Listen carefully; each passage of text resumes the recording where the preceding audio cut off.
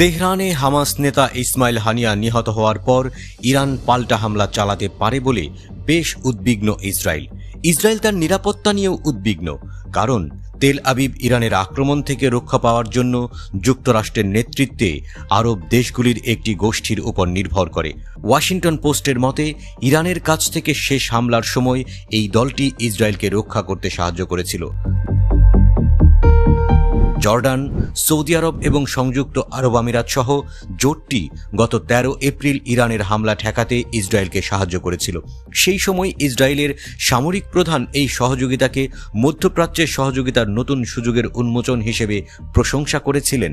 কিন্তু 4 মাস পর ইসরায়েল নিজেকে এই অঞ্চলে আরও বিচ্ছিন্ন দেখতে পাচ্ছে। সামরিক বিশ্লেষকরা সতর্ক করেছেন, এমন পরিস্থিতি ইসরায়েলের দুর্বলতা বাড়িয়ে তুলতে পারে। ওয়াশিংটন পোস্ট উল্লেখ করেছে, এমনকি মার্কিন সমর্থনের সাথেও ইসরায়েলি বিমান প্রতিরক্ষা ব্যবস্থাগুলো নিয়েও উদ্বেগ বাড়ছে। একটি বিশাল ও সমন্বিত আক্রমণ প্রতিহত করতে সংগ্রাম করতে পারে ইসরায়েল। প্রতিবেদনে বলা হয়েছে, এবার ইরানের হামলা হলে ইসরায়েলের সহযোগিতায় এগিয়ে আসতে আরব জোট ইচ্ছুক নাও হতে পারে। তারা তেহরানের প্রতিশোধ নেওয়ার বিষয়ে সতর্ক এবং গাজায় ফিলিস্তিনিদের হতাহতের জন্য আরব বিশ্বের জনগণের মনে তীব্র ক্ষোভ রয়েছে। আরব রাষ্ট্রগুলো তাই নিজেদের দূরে রাখতে চাইছে। জর্ডান এবং সৌদি আরব স্পষ্টভাবে বলেছে, তারা তাদের আকাশসীমা যুদ্ধক্ষেত্রে পরিণত করতে চায় না। অন্যদিকে মিশর ঘোষণা করেছে, তারা ইরানের আক্রমণ প্রতিহত করার জন্য সামরিক অক্ষে অংশগ্রহণ করবে না। ওয়াশিংটন পোস্টের প্রতিবেদনে বলা হয়েছে, ইরানের এপ্রিলের প্রতিশোধমূলক আক্রমণটি সুসমন্বিত ছিল এবং ইসরায়েল ও তার মিত্রদের প্রস্তুতির জন্য যথেষ্ট সময় দিয়েছিল তেহরান।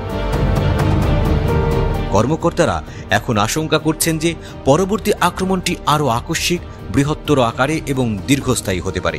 সম্ভাব্যভাবে বেশ কয়েকদিন বিস্তৃত হতে পারে। ইরাক, ইয়েমেন, সিরিয়া এবং লেবাননের মতো একাধিক দিক থেকে সমন্বিত হামলা হতে পারে। লেবাননের হিজবুল্লাহর সিনিয়র কমান্ডার ফুয়াদ শুকরকে হত্যা করে ইসরায়েল পরিস্থিতি আরও উত্তপ্ত করে দিয়েছে। ওয়াশিংটন পোস্ট উল্লেখ করেছে, ইসরায়েলে আক্রমণের ক্ষেত্রে কম উড়ন্ত উচ্চগতির একমুখী ড্রোন ছাড়াও হিজবুল্লাহ দীর্ঘপাল্লার যুদ্ধাস্ত্র ব্যবহার করতে পারে। রিপোর্ট অনুসারে এই ধরনের আক্রমণ প্রতিহত করা সম্ভবত ইসরায়েলের জন্য ব্যয়বহুল হবে, কারণ আয়রন ডোম ইন্টারসেপশন প্রতি ইন্টারসেপশনে $30,000 খরচ করে। ব্যালাস্টিক ক্ষেপণাস্ত্রের জন্য ডিজাইন করা অ্যারো 3 সিস্টেম প্রতি ইন্টারসেপশনে প্রায় $3 মিলিয়ন খরচ হয়। তেল আবিবের ইনস্টিটিউট ফর ন্যাশনাল সিকিউরিটি স্টাডিজের সিনিয়র গবেষক ইউয়েল গুজানস্কির মতে, ইসরায়েল বিশ্বাস করে যে হিজবুল্লাহ আক্রমণ শুরু করবে সম্ভবত গাইডেড ক্ষেপণাস্ত্র দিয়ে।